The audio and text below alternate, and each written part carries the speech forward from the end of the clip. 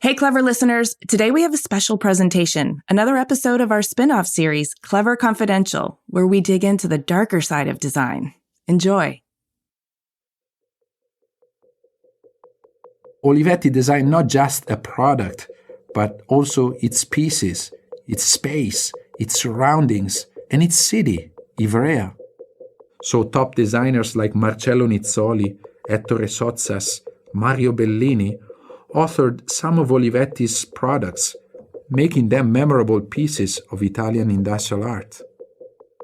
Even after Adriano's sudden death in 1960, the company continued to advance his vision by developing typewriting into computing, into an aesthetic form or lifestyle.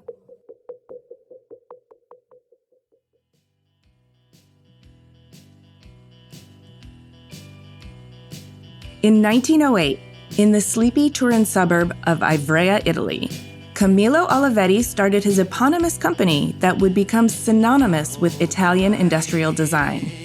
What began as a simple typewriter manufacturer would blossom into a full-blown technological powerhouse under the guidance of Camillo's son, Adriano. By the mid-century, Olivetti, renowned for bringing a sophisticated and humanizing design sensibility to the development of their office machines and retail environments, were also a global frontrunner in computing innovation and were leading the pack in the advent of desktop computing. The through line from Olivetti to Silicon Valley, and Olivetti's influence on Steve Jobs in particular, is well documented, and we can feel the ethos of Olivetti reverberating throughout Apple products and the larger technology landscape today. However, Olivetti's contribution to the realm of tech innovation and personal computing has fallen away from our cultural narrative. Zooming in on history reveals a grainy, low-res image conspicuously absent of detail. But there remains a little-known story of significant international intrigue containing mysterious deaths, the CIA, corruption, plenty of conspiracy theories, and the frantic race to develop the world's first personal computer. I'm Amy Devers, and this is Clever Confidential, where we dig into the lesser-told stories of the darker side of design, the shadowy, sometimes sordid tales hiding under a glossy topcoat of respectable legacy. This is Episode 4, Olivetti and the Race to Create the First Personal Computer. And with me, as always, is writer and editor Andrew Wagner.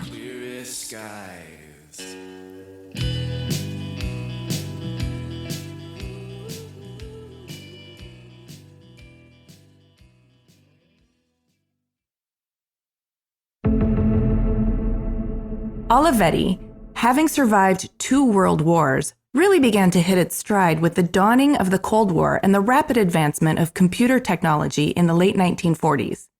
In 1948, it would release the game-changing Divisumma calculator, followed in 1959 by the first Italian-designed electronic computer, the Alea 9003. Though the Alea kept with computer technology of the times, taking up nearly a tennis court's worth of space and sporting monitors as big as vending machines, Olivetti was forcing the world to stand up and take note of its capacity for innovation. Ultimately, this spotlight would be to Olivetti's detriment, as everyone always wants to take down the king of the hill. In February of 1960, at the age of 58, Adriano Olivetti would die a mysterious death aboard a train en route to Switzerland, a fate ultimately ruled a heart attack, but one that continues to be debated to this day. And in November of 1961, Mario Tchou, Olivetti's lead engineer and one of the world's greatest computer scientists at the time, would perish in an equally confounding car crash. The 2 deaths of key Olivetti leadership in rapid succession set the stage for the company's early stumbles, its eventual takeover by American stalwart General Electric, and the end of its influence as technological pioneer. In 1963, despite reeling from the deaths of Adriano and Tchou, Olivetti still had momentum and would continue its design and manufacturing prowess, and raise the hackles of the United States government by finally purchasing the American bedrock company Underwood Typewriter, of which it had held a controlling stake since 1959. The United States at the time was intent on showing the Soviet Union and the rest of the world who the true industrial heavyweight was. And if the newly installed president, Lyndon B. Johnson, had anything to do with it, it surely wasn't going to be Italy. But despite its successes, Olivetti was wounded. The purchase of Underwood proved to be an albatross around its neck. And in 1964, to stop the flow of red ink, Olivetti would be forced into selling off its electronic processing division to General Electric. However, Olivetti continued to pursue their own technological revolution, developing new computing products under the Olivetti, read Italian, flag, and pushing innovation further than it ever had before. This last gasp as a technological innovator was enabled by some impressive corporate sleight of hand. As the GE-Olivetti deal was worked out over a matter of weeks, an Olivetti employee named Gaston Garziera was able to keep their biggest breakthrough, which had been under development for the last decade, from becoming part of the sale to GE by recategorizing it from computer to calculator.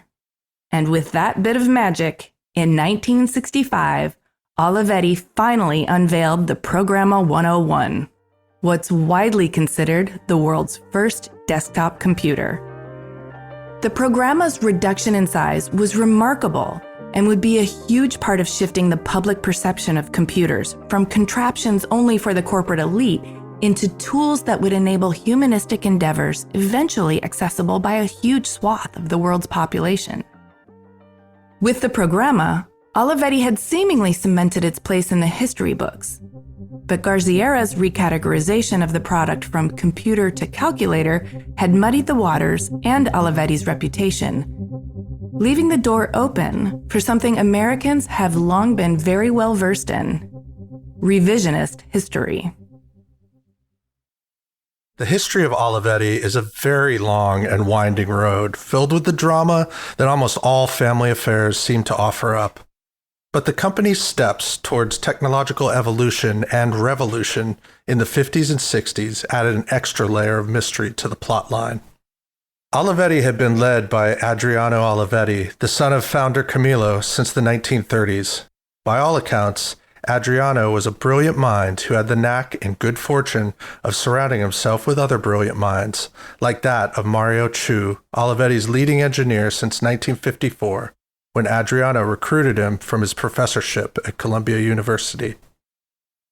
As the two ramped up Olivetti's research and development into computing, they garnered the attention of governmental agencies of all sorts, perhaps most notably the U.S. Office of Strategic Services, or the OSS, a predecessor to the CIA. At the time, in the thick of the Cold War era, U.S.-Italian relations were complicated, and Olivetti's willingness to search out partners for their research with the Soviet Union and China did not exactly make things less so. Writer Bradley Babandier paints the scene particularly well in his review of Meryl Seacrest's 2019 book, The Mysterious Affair at Olivetti. Italy seemed to the United States an important front in the Cold War, and the Olivetti Company was seeking expansion into various places, including Mao Zedong's China, were that option to open up to them.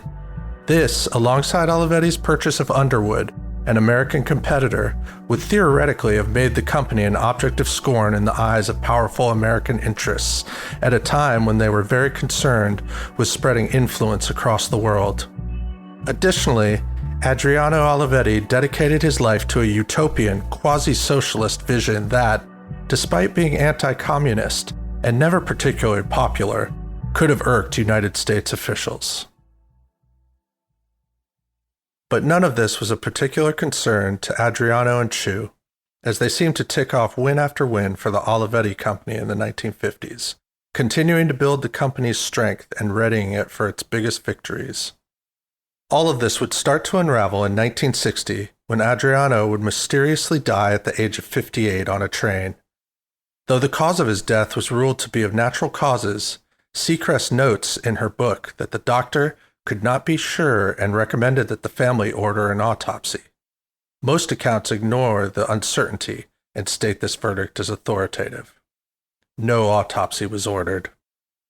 Secrecy goes on, pointing to a documentary produced by famed Italian horror film director Michele Soavi, Adriano's nephew, wherein Adriano's bodyguard says bluntly, "I know that he was murdered." Secrecy continues, writing, "Curiously, the CIA created a particularly handy weapon for train corridor use, the poison gun, one that mimicked a heart attack." The plot thickened shortly after Adriano's death, when his office was ransacked during his funeral and an early prototype of the Programma 101 was stolen. And then the twist got, shall we say, twistier, when in 1961, Mario Tchou would meet his fate in a car crash, killing him instantly. Bradley Babandir again writes of this incident in his review of Secrecy's book. Tchou died in a car wreck on a notoriously dangerous road. There was initially little suspicion about what occurred. Secrecy likens it to the death of General George Patton, who was believed to have died as a result of a car accident, until a member of the Office of Special Services, a World War II-era precursor to the CIA, allegedly admitted in an interview with author Robert Wilcox that he was ordered to assassinate Patton. This is still not considered the official story regarding Patton's death. A mention does not even appear on his Wikipedia page. But Secrecy cites the incident as evidence that this type of thing does happen. She also references the argument of an auto body shop founder, Jose Zamora, who assessed the pictures of Tchou's accident and believes the car was not hit squarely on as the reports suggest. Other details are fishy as well. It was reported that Tchou's driver was drunk and the car smelled overwhelmingly of alcohol, but neither man drank. Though Olivetti had lost its two main driving forces in Adriano and Tchou, it was still on track to be the first to commercially release a desktop computer. And thanks to Tchou's right-hand man at Olivetti, an engineer named Pier Giorgio Perrotta, and the deft relabeling of the Programma 101 by Gaston Garziera, they did. At the Programma's official unveiling at New York's World Fair in 1964, people were shocked by its small size and fast computational skills. The New York Times and the Wall Street Journal both gave it front-page billing, and Hewlett-Packard ordered 100 units. Soon thereafter, they would release a competing product. Olivetti would sue and win, but with Adriano and Tchou gone, Olivetti would never regain the prominence it had enjoyed for 2 decades.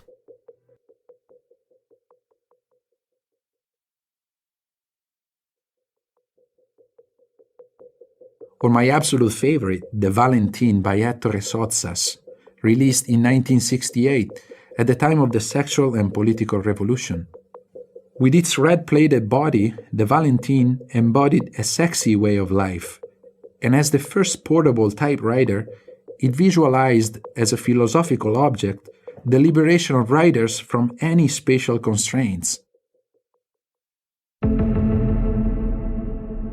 Despite attempts to uncover the truths that seem to still be buried in the story of the great race to release the world's first personal computer, there remain an untold number of questions and very few answers. To help us try and decipher some more of this tangled web, we enlisted the help of Barry Katz, a California College of the Arts and Stanford industrial design professor with a surprising trifecta of attributes, to help us get to the bottom of this mystery. I'm Barry Katz. I live in Palo Alto, California, sometimes thought of as the capital of Silicon Valley. I am a professor of interaction design and industrial design at California College of the Arts in San Francisco, and also at Stanford University, where I am in the Department of Mechanical Engineering. I have written extensively about 2 themes that are under consideration today, one of which is the history of design, and particularly the rise of the design professions in Silicon Valley. And the other, curiously enough, is the history of the U.S. intelligence agencies. So that brings us to Olivetti. I was not aware of Olivetti's play in the technological world or the technology field, in the rapidly developing technology field at that time, late 50s, early 60s. What can you tell us about that? First, I should say Olivetti was one of the pioneers in computing. I think it was 1959 that they presented to the world a mainframe system called the ELEA, E-L-E-A, which stands for a bunch of things in Italian, but also references the Eleatic school of philosophy in ancient Greece, which already tells you a little bit about some of the cultural underpinnings of that company. And as they were working on that project, they hired Satsas to design the ELEA computer system. So this is back at in the 1950s already, when designers were really not doing anything like that at all anywhere. Computers were refrigerator-sized pieces of hardware, and at best, if an industrial designer was brought into IBM in San Jose or something like that, it would be to figure out how to stuff it into a box. So Satsas looked at the brief and announced that he was totally lost. He didn't have the slightest idea what this thing was, what it was supposed to do. He had no technical training to speak of, but took on the project. And his approach was very interesting. This is long before the computer as a consumer device was even remotely in anybody's line of vision. But his approach had one really interesting feature to it, which is he took these refrigerator-sized units and he shrank them vertically so that none of them was more than about shoulder height. So what's the big deal about that? The big deal was he didn't want an environment in which people walked in, the technicians, and were overwhelmed by the machinery, by the technology. He wanted to create some kind of a balance between the human operator and the machine, so that when you're at one of these consoles, you could see everybody else, all of the other fellow human beings, and not just a lot of large inscrutable boxes, perhaps with magnetic reels on them or whatever. And that was already, I think, quite striking. You know, how successful it was, that's, you know, a more complicated story. But the principle of establishing a balance between the human being and the technology, that was there from the beginning. And he brought that to pretty much all of the work that he subsequently did with Olivetti, including, you mentioned the Valentine typewriter. He called that an anti-machine. He said, I want to create a machine that a poet will take to the park and sit under a tree and write a love sonnet. You know, not something that would feel like a hunk of hardware that was oppressing you. But it was more than just a manufacturing company, because Adriano in particular, when I say visionary, I really mean it. He was such an impressive individual. He thought of the company not simply as a manufacturing entity, but as a human community. So he pioneered concept of, today we use the cliche work-life balance of paying what seemed to many people extravagantly inflated wages, of providing housing for his employees, and not simply dormitory barracks, but these wonderful domestic facilities with cultural amenities and libraries, and really a kind of a social vision of what a company, and in particular a tech company, could be. He also was passionate about the design of products. And so in addition to Satsas, he had brought in the pioneering figure, Mario Bellini, who had been given responsibility for designing many of the products, including what will become what's regarded as the first desktop computer, the Programma 101.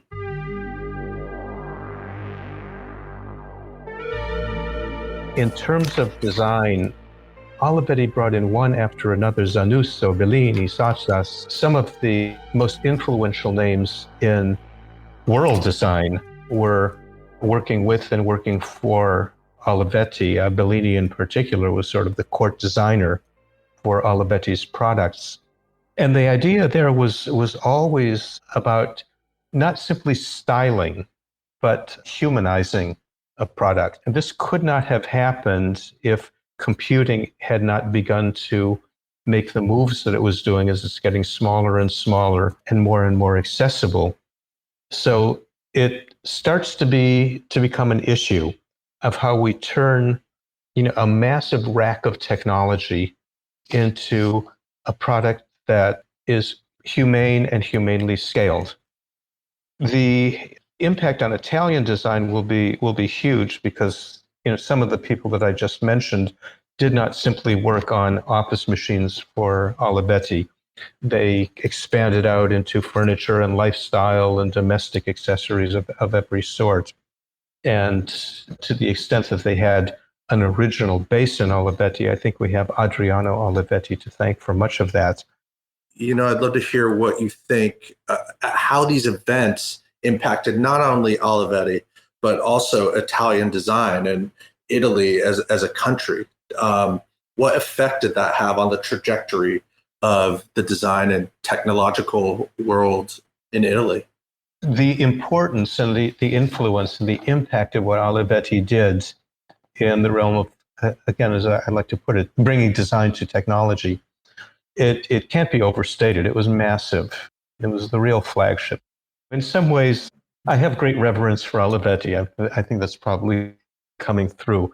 And quite honestly, every American designer of my generation, everybody who was here in the late 70s and early 80s and trying to figure out how to bring design to the tech industries, if you ask any of them, they will say that Olivetti was their model. As I think you know, I've written extensively about that period in Silicon Valley history, and I am stating a raw fact. Olivetti was revered as the company that brought design to technology. And at a period in American design history when the idea of bringing design to technology was to paint it avocado green, this was, people were just blown away when they saw Olivetti products. And so before we get into the theories, what kind of notice did the U.S. take when Olivetti acquired Underwood? And how would that have, would that have ruffled feathers? Underwood was probably the most respected office machinery company in the U.S. And when I say office machinery, I'm talking typewriters and adding machines, nothing like computers at all. But a very traditional company in many respects. And Olivetti made a big corporate move. Today we talk about M&A, mergers and acquisitions. So they acquired Underwood as an attempt to gain a beachhead into the American markets. Mm-hmm. A very familiar story. I mean, we see that almost every day. Read about it in the Wall Street Journal. So that's what was behind the acquisition of Underwood, an attempt to penetrate the U.S. market and ally with a very respected brand. Whether that caught the attention of U.S. trade commissions all the way up to the intelligence agencies, that I simply don't know. So, there will be a growing interest on the part of GE, again, not in the Underwood side of the story, but I think in the Olivetti side of it, because Olivetti had by this time become the preeminent European company in computing. And that's an area that is attracting growing attention in industrial circles in the US. There is nonetheless an effort to build a machine that would be accessible, small, lightweight. It had only 14 commands that had to be learned. So the impulse behind it, and I think Perotto said this, again, the engineer behind it, that this is something, no, actually it wasn't him, it was an advertising poster that I read that said something to the effect of, and a competent secretary can learn how to use this thing in a couple of days. Now, today, if you can't pop open your laptop and intuitively engage the interface within seconds, we consider it a bomb. But the idea that a reasonably qualified, non-technical person could sit down at a computer and start using it after a day or two of reading an accessible instruction manual, and that the thing was attractive. It wasn't this, scary, monstrous machine. Thank you, Mario Bellini. Thank you, Mario Bellini. Bellini, he recalled the day he received a call from Roberto Olivetti that sounds so much like the stories that I would hear about Silicon Valley in the 80s and 90s. Wow. And Roberto said, I want to see you in connection with a complex project that we are working on. And as Bellini began to think about it, it turned out it was not to be a box that would contain mechanisms and printed circuits, but a personal object, something that would sit on your desk or on your table and that you could relate to as almost as a piece of your personal furniture or the stuff that you carry around with you. Although I have to say that the Programma weighed between 65 and 80 pounds, so you were not schlepping the thing around and putting it on the tray table of your airplane. Right. Why did it not go beyond that? I think it had to do with the demise of the organization of Olivetti. Demise is a bit too strong a word. Olivetti still exists in skeletal form. But the ethos of computing and the infrastructure of computing was passing irrevocably westward across the Atlantic to the US, to sites in the East Coast, Digital Equipment Company, and in the West Coast, especially the Xerox Palo Alto Research Center. And there was just way too much muscle involved, and frankly, way too much talent for Olivetti's machine to resist. In its day, however, it was a very successful product. They sold, I think the number is 4,200 or 4,300 of them were sold. It went through a couple of models, 2 or 3 models. And although the price tag, $3,200, going up to $3,500, which is about $20,000 in today's money, it sounds like a fair amount of change. But if you compare it to the cost of renting an hour of time on an IBM 360 at $115,000 a day, this was nothing. And it was the first step in transforming computing into a piece of office equipment.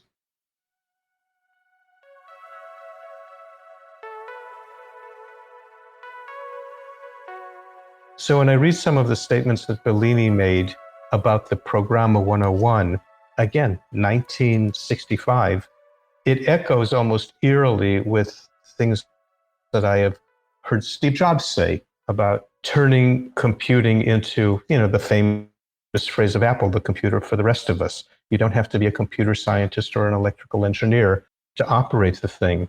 You can be, a small business owner. You can be a junior high school student.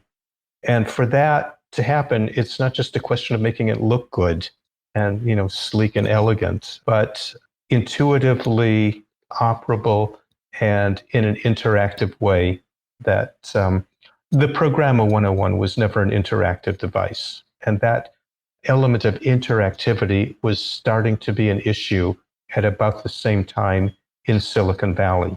Still in laboratory contexts. It's Douglas Engelbart at the Stanford Research Institute, and it's the group of people at Xerox PARC that built the Alto, which is the first really interactive desktop computing environment. And from that, it's really a straight line, which I have in my own work attempted to draw to Apple and to where we are now.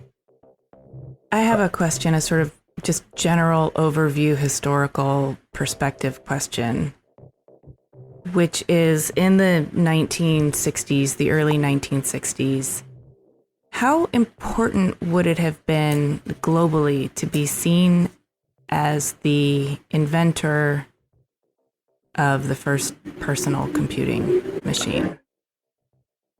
1960s, when Olivetti showed the Programma 101 in New York at the World's Fair, first showed it at a business meeting that was held actually at the Waldorf Astoria the year before. But when it was shown to the public at the World's Fair, it caused a sensation. And, what would I compare it to? Jeff Bezos saying we're on the edge of space tourism, or Google saying we are about to present to the world a car that doesn't need a driver. These are sort of tropes that had been circulating in science fiction and in the kind of loony edges of the engineering world for some time. So I'd say the Programma is the first step in moving from the kind of science fiction idea that some people had been talking about to making it real. And it's happening in a number of places, not just in Olivetti, although they were the first to cross the finish line, I think, with a product. So, okay, here's my speculation. For such a pioneering company, both in the sort of understanding of human factors and designing technology so that it interfaces with your life in a meaningful way, and pioneers of data processing and computing, I could see why they might be a target. Well, again, I wouldn't rule out anything. Okay, so I'll drop this one on you.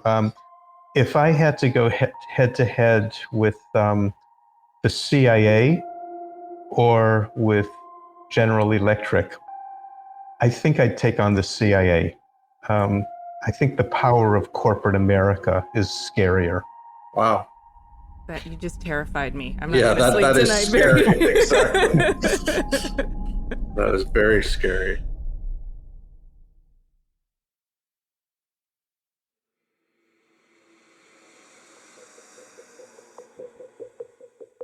It all started with a visit of a young engineer to Edison's labs and a dream sparked by this encounter. Almost 90 years later, the same encounter, which passed on from father to son, was handed over in Aspen to another dreamer who saw in technology a way to impact, design, and imagine a future world. Though Olivetti's design skills are still revered today, particularly in Silicon Valley, their legacy as a technological leader and innovator has been casually erased. Mario Tchou, for his part, led a team of over 500 engineers at the height of his time with Olivetti, and his leadership and engineering talents led to the development and eventual release of what many consider to be the world's first desktop computer. However, despite being one of the great computing minds of the 20th century, he's rarely mentioned in any English language text. This alone warrants deeper exploration. This story strikes right at the heart of the distrust of big government and even bigger corporations that is so prevalent today, and for good reason. And while we are not ones to go diving down the rabbit holes created by conspiracy theories head first, we do consider ourselves healthy skeptics and critical thinkers. And if anything demands for hard questions to be continually asked, it's the stories that Silicon Valley, the CIA, big media, and the government at large have chosen to tell us and expect us to believe, hook, line, and sinker. Thank you for listening to Clever Confidential. To see images of Olivetti's Programma 101 and more, head to cleverpodcast.com. While you're there, you can listen to the first 3 episodes of Clever Confidential. And stay tuned for our next episode. We'll be delving into the forever fascinating story of Eileen Gray and her E1027 house. If you like Clever Confidential and want to hear more, please support us by sharing this episode with your friends and leaving us a 5-star rating or a kind review. Sign up for our Substack newsletter to get notified of new episodes and consider upgrading to a paid subscription to support Clever. We also love hearing from you on Instagram and LinkedIn. You can find us at Clever Podcast. If you haven't already, please subscribe to Clever on Apple Podcasts, Spotify, or wherever you're listening right now to make sure our new episodes turn up in your feed. Special thanks to Barry Katz for lending his expertise, insight, and colorful commentary. And to Paul Cloutier of Humboldt, Kansas for bringing this story to our attention. To Meryl Seacrest for writing The Mysterious Affair at Olivetti, the book that got Andrew all fired up. And to Bradley Babendier for the quotes from his review of Meryl Seacrest's book. The audio clip at the top of the show is courtesy of Luca Cotini from his Italian Innovators YouTube video, Camillo and Adriano Olivetti, at the origins of the computer age. You can find him on LinkedIn and Instagram at Italian Innovators. Our huge thanks to Camille Stennis and Mark Zurowinski for editing, sound design, and general audio wizardry, and to Alana Nevins for heavy-duty production assistance. Our theme music is Astronomy by Thin White Rope from their album In a Spanish Cave, courtesy of Frontier Records. Clever Confidential is produced by Devers and Devers. Be sure to check out our other show, Clever, for revelatory conversations with creative visionaries.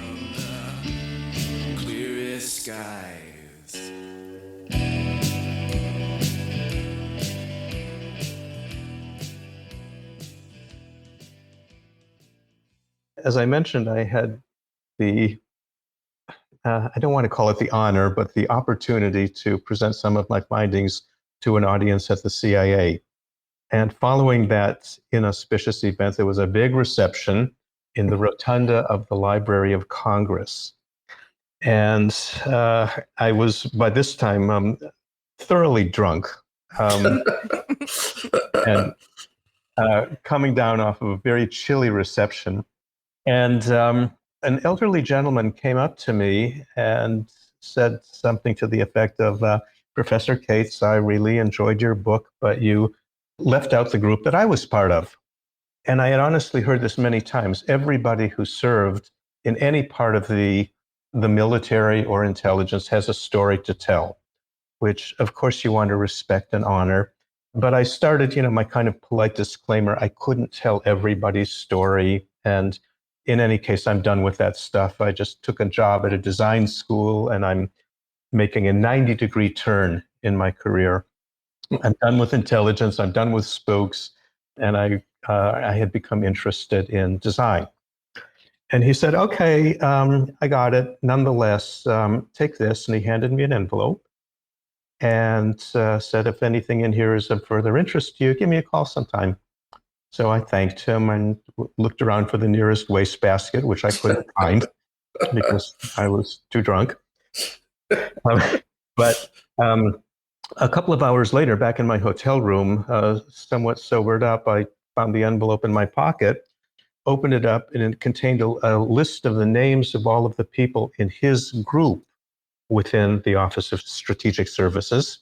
His group was called the Visual Presentation Branch, and the list contained the names of almost every designer I had ever heard of.